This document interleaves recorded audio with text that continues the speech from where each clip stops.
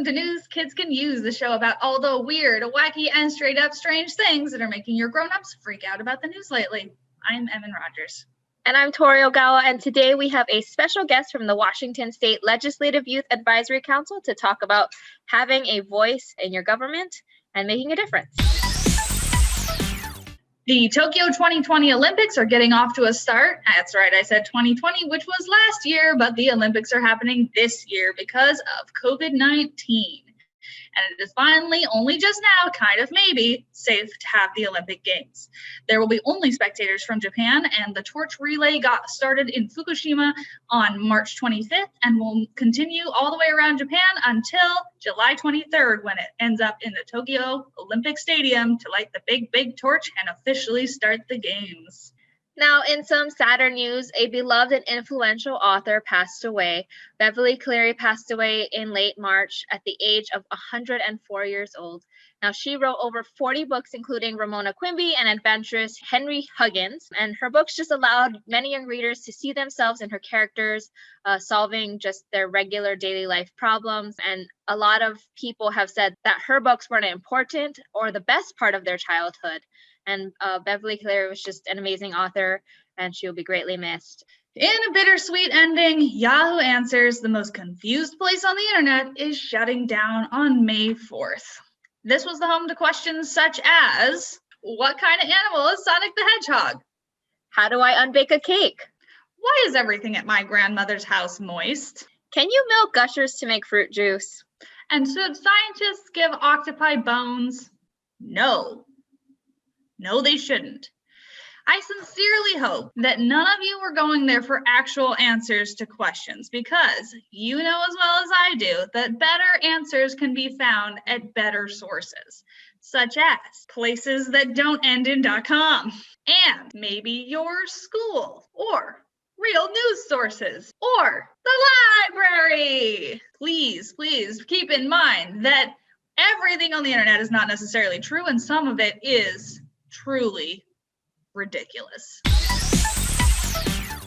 For our big deal today, we are talking about making your voice heard. And the reason we're talking about this right now is that the whole country is talking about voting rights. But to understand that, you need a little bit of a history lesson. In this country, everybody has not been able to vote for a long time. In fact, for a lot of it, only white men could vote. Then in 1870, there was a constitutional amendment, the 15th, which allowed all men to vote no matter what race they were or if they had been slaves before. This was a great step forward, but we weren't done yet. In 1920, women won the right to vote with the 19th Amendment, and then in 1971, teenagers 18 and older got the right to vote with the 25th Amendment. Which means that now everybody 18 and older should be able to vote. Should be. But things haven't always gotten that smoothly, because there are still ways to make it really difficult for people to get to the polls or to get their vote in or to get their vote accepted. And several of those issues are coming up right now in new state laws passed in Georgia and Kentucky and some other states, asking what kind of things you can do to make it easier for people to vote and what kind of things you cannot do. So today we are talking to Yubi Mamiya of the Washington State Legislative Youth Advisory Council, who I would say is pretty much an expert in making your voice heard, even though I don't think she's 18 yet. But dang, this girl is out there doing stuff, making her voice heard. Could you please introduce yourself? Tell us your name, age, pronouns, and what you wanted to be when you grew up when you were about 5 years old. Yeah, I'm Yubi Mamiya. I use she, her pronouns, and I am in 11th grade, so I'm 16 right now. When I was around 5, I wanted to be a singer, and I still sing a lot, but I'm not sure if that's the best career choice for me now. Could you tell us a little bit about the organization you're affiliated with, the Legislative Youth Advisory Council? Could you tell us a little about what that is? Yeah, so I'm the Director of Community Outreach for the Washington State Legislative Youth Advisory Council, which is a group of around 22 to 23 high school students across Washington State who represent all of Washington's young people in the Washington State Legislature. We often talk about issues that young people are experiencing and the solutions that we can see in bills and in legislation and in the law in order to help alleviate those issues. Could you tell us a little bit about how you got involved in LYAC and politics and government in general? Yeah, so I first got involved in LYAC because I really wanted to see more systemic solutions for issues like education inequity and non-diversity in our school system and youth development across the state. And I know that LYAC was doing some great work, both supporting and writing pieces of legislation that both address both of those issues and also incorporate a lot of different diverse youth voices when they're creating those solutions. So I'm really happy to be a part of LYAC and continue that involvement. So are you working on any projects right now that you're super excited about? You want to tell us about that? So LYAC currently has a bill in the Washington State Legislature called House Bill 1373, and it's working on making it a mandatory requirement for schools across Washington State to share mental health resources, suicide prevention resources, and other important like behavioral health resources for young people in schools. And I think that this is super important because mental health is a really big issue in Washington State and especially among our young people, especially during this pandemic and even when it's not there. So I think that it's really important for our government to more actively address this issue, and our bill is a great step towards that direction. Do you get to like interact with Washington's politicians like the governor or like state reps? Yeah, that's a great question, and we definitely do.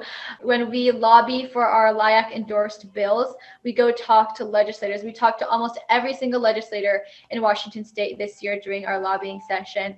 And we also hear and talk with different executive leaders in Washington State, so like Jay Inslee and the Lieutenant Governor Heck and the previous Lieutenant Governor Cyrus Habib.